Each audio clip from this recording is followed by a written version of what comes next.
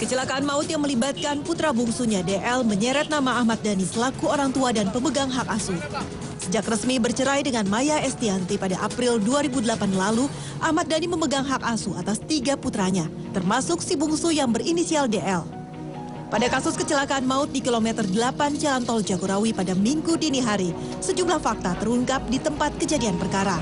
Antara lain, mobil yang dikendarai DL melaju dengan kecepatan tinggi hingga melewati pembatas jalan dan menabrak 2 mobil dari arah berlawanan. Tabrak maut ini menewaskan 6 korban jiwa dan melukai 10 penumpang dari 2 mobil yang ditabrak DL. Fakta lain yang bisa menyeret nama Ahmad Dhani pada kasus ini ialah adanya unsur kelalaian sebagai orang tua.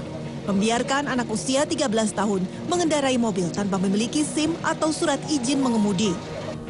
Ketua Divisi Pengawasan Komisi Perlindungan Anak Indonesia KPAI Muhammad Ihsan berpendapat dampak hukum dari akibat kelalaian orang tua. Selain terancam hukuman pidana, Ahmad Dhani juga bisa terancam kehilangan hak asuh pada anaknya.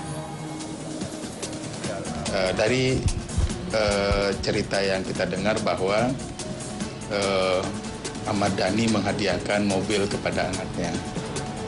Pada waktu itu anaknya masih berusia 13 tahun. Nah, artinya bahwa ini ada satu kesengajaan yang dilakukan oleh orang tua sehingga kemudian memberikan sesuatu yang belum dibolehkan kepada anak. Dari sisi Undang-Undang Perlindungan Anak pasal 13 itu menyebut bahwa ini dianggap perlakuan salah yang kemudian orang tua diancam dengan pasal 30 itu pencabutan kuasa asuh dari orang tua yang dianggap lalai. Atas kasus kelalaian orang tua melakukan pengawasan terhadap anak yang berakibat pada hilangnya nyawa orang lain, KPAI menyarankan agar prosesnya tetap dilanjutkan. Dengan harapan bisa memberi efek jera terhadap orang tua yang teledor mengawasi buah hatinya. Jaminan akan membawa kasus ini ke ranah hukum diungkap Korlantas Mabes Polri, Irjen Polisi Hartanto. Pada kasus tabrak maut tol Jagorawi, DL bersalah karena mengemudi tanpa SIM. DL sendiri dapat dijerat dengan Undang-Undang Nomor 23 Tahun 2009 terkait lalu lintas dan angkutan jalan dengan ancaman pidana kurungan tahun penjara. Sementara Ahmad Dhani bisa dikenakan pasal 310 jika orang tua mengetahui dan melakukan pembiaran terhadap anak di bawah umur menggunakan kendaraan. Kalau memang itu bisa dijerat, ya, pertama, ya, dia mengetahui persis, ya, tentang anaknya itu melakukan kegiatan tadi mengemudi, ya, dia tahu, tapi dia tidak melarang. Bahkan mungkin, ya, mungkin dia menyuruh, itu juga ada, ya, memberi sesuatu mungkin karena dekat, ya, kan sekarang kan banyak begitu.